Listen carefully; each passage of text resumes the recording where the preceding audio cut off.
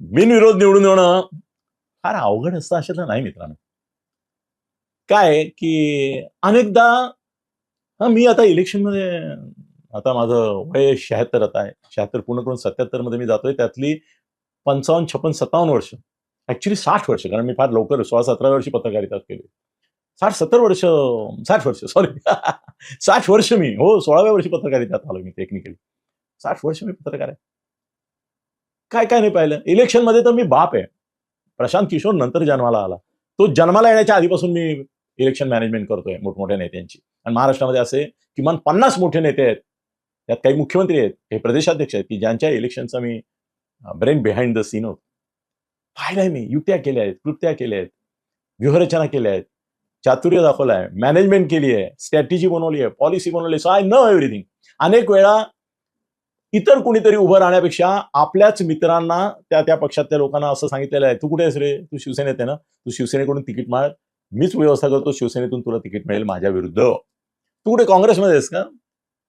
ठीक आहे, काँग्रेसमधून तिकीट माग, मीच तुझ्या नेत्याला बोलतो की याला तिकीट द्या. मॅनेज करतो ना, तुझ्या नेत्याला मॅनेज करतो, तुला तिकीट देण्याकरता. आपलेच 4-5 लोक उभे करायचे, त्यांनी प्रचारच करायचा नाही किंवा माघार घ्यायची ऐन वेळेला. पक्षाला विश्वासात आहे, नेता मॅनेजच असतो.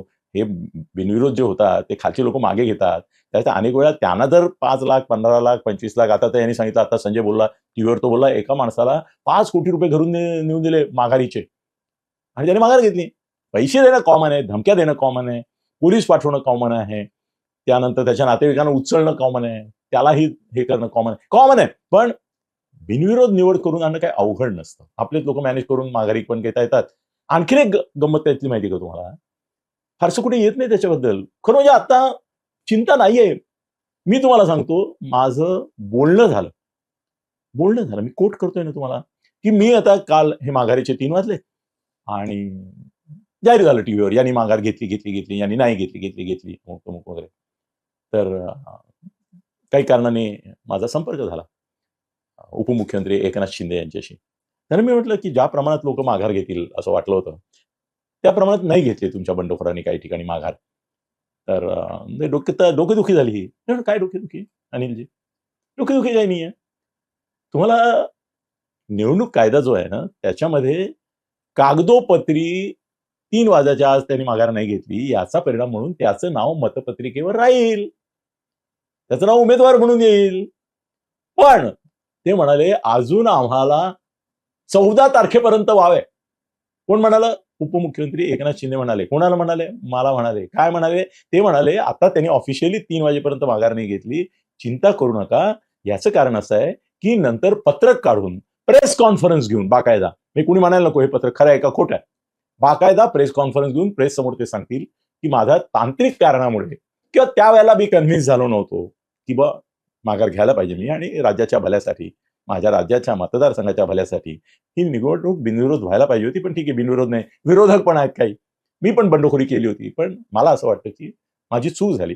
मी बंडखोरी करायला नको होती. पण आता माझं मतपत्रिकेवर जरी नाव राहिलं तरी मी लोकांना असं अपील करतो की मला मतदान करू नका. कारण मी स्पर्धेतून मागे हटलेलो आहे. जरी माझं नाव हटलं नसलं तरी त्यामुळे 14 तारखेपर्यंत ते म्हणे उरल्या सुरलेल्यामध्ये एखादा पद वगळता तुम्ही बघाल मागे घेतलेले. येस, हा कायद्यातला मोठा भाग आहे, ज्याला कायदाही काही करू शकत नाही, निवडणूक आयोग पण काही करू शकत नाही. त्यांनी जर प्रेस कॉन्फरन्स घेऊन सांगितलं, पत्रक काढलं काही बाबतीत, तर पत्रक काढून पण भागतं. काही ठिकाणी समजा मीडियाने बोंबाबोंब केली, त्यांचीच दुसरे लोक म्हणाले, अरे काय आता ह्यांचाच फुटला, या भरोश्यावर आम्ही होतो, असं कसं. तर पत्रकार परिषद घेऊन सांगतील की मी उमेदवार, मी स्वतः किमान आतापर्यंत आयुष्यामध्ये तुम्हाला सांगतो 30 ते 40 लोक निवडणुकीच्या आदल्या दिवशी मॅनेज केलेले आहेत आणि त्यांनी जाहीर केलेलं आहे की आम्ही उमेदवार जरी असलो, नाव जरी असलं मतपत्रिकेवर, ते आम्हाला मतं देऊ नका. मी स्वतः 30-40 आतापर्यंत मॅनेज केलं नाही, चांगल्या भावनेने मॅनेज केलं, समजावून सांगितलेलं आहे माझ्याकडे असं बघू नका. एनिवे, तर तो विषय डोक्याला ताप नाही. पण याच्यामध्ये गंमत काय होती माहितीये, की मला लोकांबद्दल सहानुभूती वाटते. हे ज्यावेळेला बिनविरोध होतं ना, होतं कसं माहितीये, की एरवी आज निवडणुकीला जर तुम्ही उभे राहिलात तर मीडियाला पैसे देतात, तिकडे पैसे देतात, कार्यकर्त्यांना पोसावं लागतं, रात्री दारूच्या बाटल्या द्याव्या लागतात. पूर्वी तर लेडीज बारमध्ये एंटरटेन करायला लागायचं, आता रेस्टॉरंटमध्ये एंटरटेन. तो खर्च न मतदारांनाही पैसे मिळतात. तो खर्च तर काही लाखात करोडमध्ये असतोच. पण निवडणूक ह्याचे जे कर्मचारी असतात त्यांची काळजी घेतली जाते. ती कशी घेतली जाते याचे किस्से मी वेगळा व्हिडिओ करणार आहे. त्या गमती सांगितलं तुम्ही तर हैराणच व्हाल, कसली लोकशाही कसली निवडणूक म्हणाल. पण ते नंतरचा विषय. आजचा विषय हा आहे की कसं होतं ना, की आज मतदाराचा भाव काय चालला होता ना ते कॉर्पोरेशनमध्ये. मुंबई, ठाणे, पुणे, कोल्हापूर, नागपूर, औरंगाबाद या ज्या मोठ्या महापालिका आहेत ना, मेट्रो सिटीज, तिथे मतदारांचा भाव मतदारसंघाच्या तणावानुसार आणि उमेदवाराच्या याच्यानुसार, संघर्षाच्या तीव्रतेनुसार 3,000, 5,000, 10,000, 15,000, 25,000 पर मत. एका मताचा भाव आज 3 ते 25,000 होता.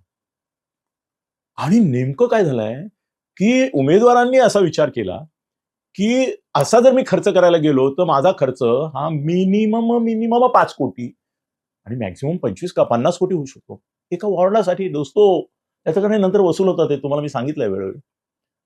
तिथे 5 कोटी, 10 कोटी, 15 कोटी, 25 कोटी खर्च करायचे, मतदारांना प्रत्येकाला 5,000, 10,000, 15,000, 20,000, 25,000 वाटायचे. यापेक्षा जो विरोधात उभा आहे त्यालाच 1 कोटी देऊन दिले, त्यांनी माघार घेतली.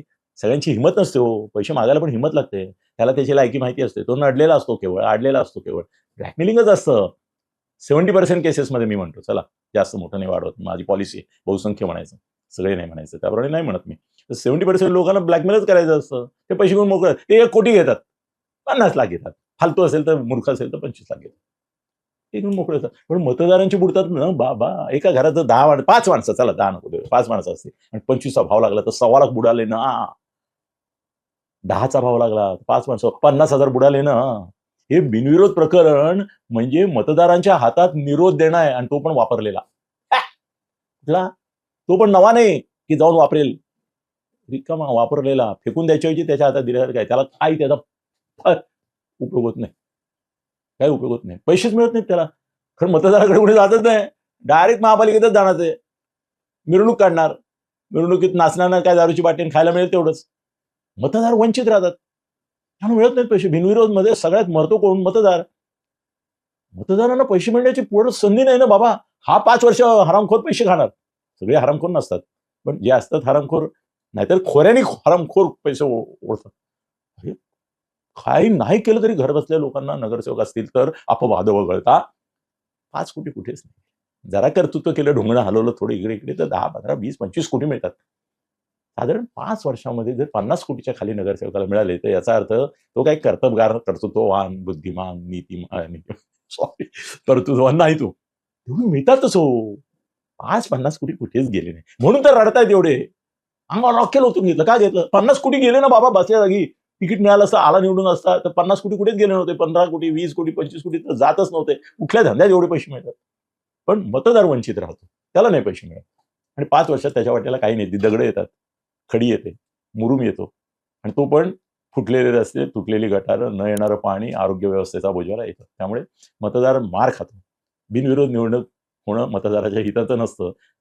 बिनविरोध निवडणूक म्हणजे ह्याच्या हातात फक्त वापरलेला निरोध. एवढा निष्कर्ष कळला तुम्हाला? पटला तुम्हाला? धन्यवाद.